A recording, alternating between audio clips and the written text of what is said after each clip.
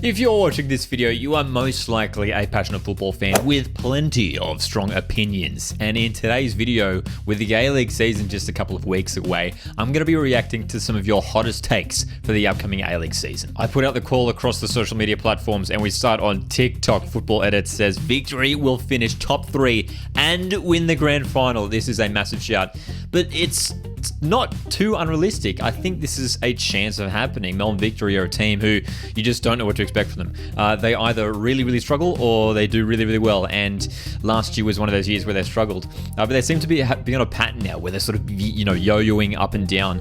Is this the year for Melbourne Victory? They've made some promising signings. Arzani at the club now. There's a good squad that Melbourne Victory have there. It's a matter of whether Tony Popovic can get them gelling this season, get them starting the season on the right foot. If they can do that, they're totally a chance to push into the finals. Top 3 in grand finals is a big call, but as I mentioned, it's not out of the realm of possibility. There seems to be quite contrasting views when it comes to Melbourne Victories. According to you guys, Nicholas here says Popovic to be sacked first time in his A-League career. What a massive story that would be if Tony Popovic was to receive the sack. And look, I think there is a lot of pressure under Tony Popovic. I mean, there always is when you're a head coach at a club like Melbourne Victory, who are one of the biggest clubs in Australia. And considering how poorly they performed last year, Melbourne Victory, there is a lot of pressure on them to succeed this year, to bounce back after that poor year. If Popovic can't get those results in those first couple of months, he could get the sack. Daniel Arzani returns to the Socceroos squad on the back of his excellent form in the A-League. Well, this would go along with that idea of Melbourne Victory having a successful season, and that would be quite fascinating. And honestly, I'd love to see it. Just as a Socceroos fan, it would be great to see Daniel Arzani succeed.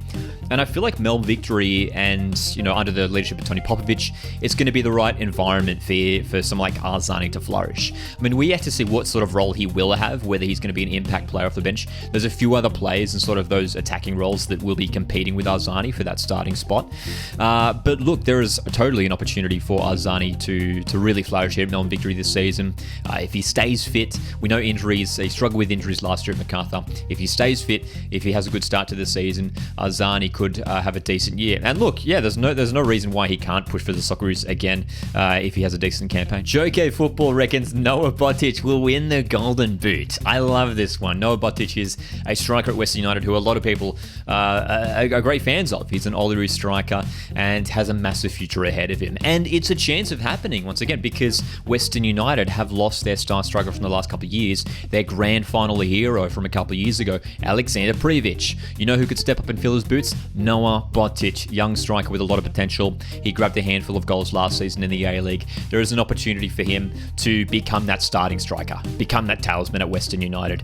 And he's got decent players around him with the likes of Daniel Pena, Riku Danzaki, Lockie Wales, who could set up the goals for Noah Botic. This is a chance of happening. If Noah Botic scores goals, Western will have a good season. Aussie Knicks supporter here says once again the Knicks will do better than what the Aussies expect. And this seems to be sort of I don't want to say like a trend, but it seems to happen every year that in everyone's ladder predictions, everyone tends to throw Wellington Phoenix quite low on the ladder prediction.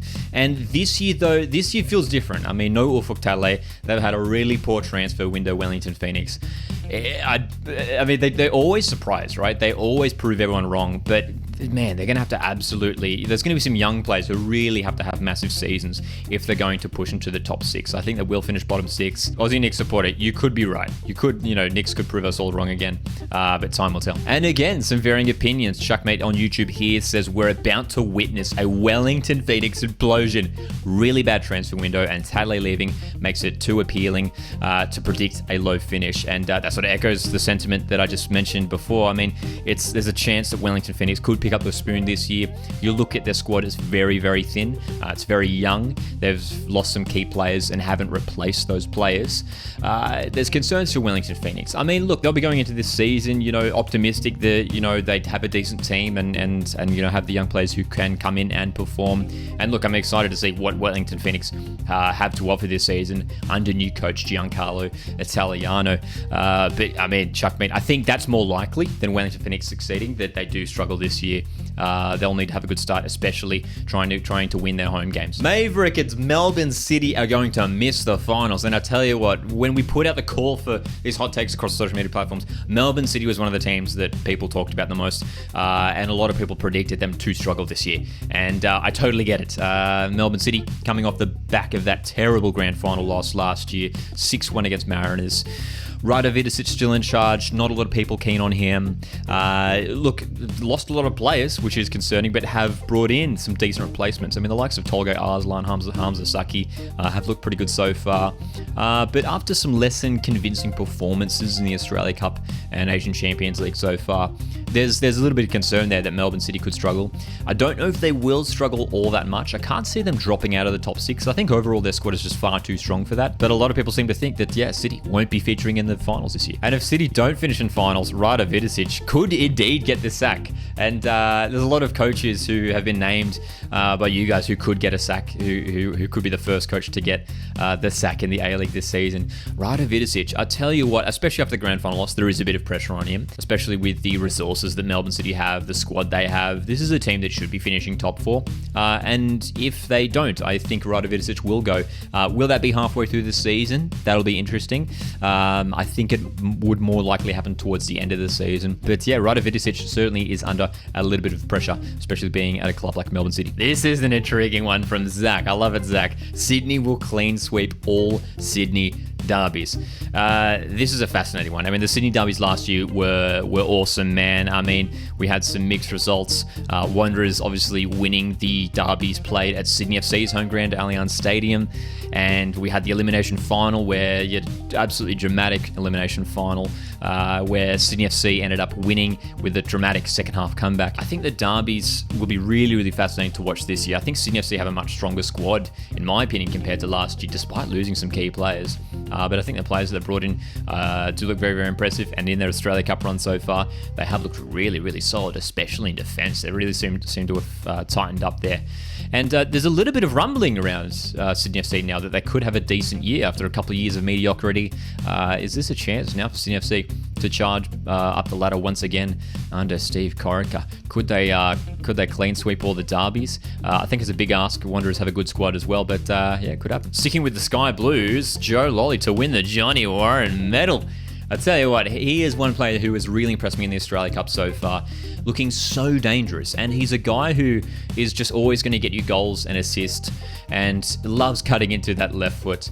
And I feel like there is a chance that Joe Lolley could have an even better season compared to the one from last year. Second year in Australia, he'll be even more settled, gelling with the players around him even more. He's got a fantastic striker like Fabio Gomez playing alongside him, Robert Mack on the other wing as well. Joe Lolley, absolutely. Now that Craig Goodwin's gone as well, there's totally a chance for someone like Joe Lolley to step up and be a challenger for the Johnny Warren medal. This next one comes from Marcus on YouTube, and interestingly enough, Marcus says here, being a Sydney FC fan, as you can see from his profile picture, Newcastle Jets will return to finals football. A fascinating one. Not a club that a lot of people are talking about in terms of pushing into the top 6. But Marcus, I wonder if this sentiment comes from the fact that the Jets' new head coach is former Sydney FC assistant in Robbie Stanton, who, from what we've seen so far, a couple of Australia Cup appearances, look like they're playing some exciting football. They did crash out in the round of 32, but from what we saw, there were some promising signs. They've got some decent young players in the club now, bought from rival clubs. Lockie Bayliss, Clayton Taylor, who have been getting minutes for the Sky Blues in pre-season. I wonder where the goals are going to come for the Jets this year. They've lost Beckham Mikkeldatsi, Postolos, Stamatolopoulos is there, Trent Bahagia, potentially a big year for someone like Archie Goodwin. Defensively, again, they're looking a little bit thin. I don't know what that's going to look like for this year, but they could be a surprise package. A lot of people really excited about Brisbane Roar, even some talk around MacArthur and Glory that they could push, into the top 6. No one's really giving much thought to Newcastle Jets at the moment, and they won't mind that. They'll be happy to fly under the radar and hopefully surprise this season. Daniel on Instagram says Oliver Bozanic will be a key player and will flourish under Alan Stajcic at Perth Glory. Can see the team finish in the top 6 and be the dark horses this season. Daniel, thanks so much for the comment. And I tell you what, it's a chance of happening. Perth Glory, again, one of those sides who have been building just nicely, quietly, but building nicely. And I'll tell you what, recruiting the likes of Stajic and Bozanic is a great move. That's the combination that we saw at Central Coast Mariners a couple of years ago, where the Mariners, pushed up from, finishing bottom to finishing third the next season. Bozanic and Stajic are going to be key for Glory this season in leadership roles, and to help those young players, because Glory do have a young squad as well. I do like Stajic as the coaching appointment at Perth Glory, and absolutely there is a chance that they push into the top 6. I'm curious to see how they go in those opening fixtures. They just really struggled for consistency last year, despite coming close on a few occasions to jumping into finals. But Alan Stajic, I reckon, Daniel, you could be right here. This was another very popular take across the social media platforms. Australia Tips here says that Raw will win the league. You're not alone in predicting that. So many people are excited about Brisbane Raw. There's so much energy around them, and the Raw fans at the moment are so optimistic for this upcoming season. Obviously, they're in an Australia Cup final, massive achievement back at Suncorp Stadium. They've built a decent squad with some good players in there, and could they do it? Could they actually go all the way across an entire A-League season? Could they finish top, potentially even challenge for the championship? I don't think it'll happen. I think they will be competing, though. I think there's totally a chance that Brisbane Raw finish in the top 6. I think it will happen. There isn't enough to suggest that they will be the best team in the league. I think when you look at some of the other squads, there's some teams who should be finishing above Brisbane Raw. Note how I said should. But again, this Raw side could surprise. They were fantastic in bringing down Western Sydney Wanderers in the Australia Cup. I thought that was a big result for Brisbane. Could they win the league? That's the question, though. I don't think so. They could come close, but it might be one step too far for Ross Aloisi's side. Thanks so much for sending through your A-League hot takes. Apologies if we didn't get around to yours. Maybe we'll have to make this a regular video here on the channel. Guys, thanks so much for tuning in. My name's Locky. Make sure you're subscribed if you want to stick around for more A-League content, and I'll see you in the next one.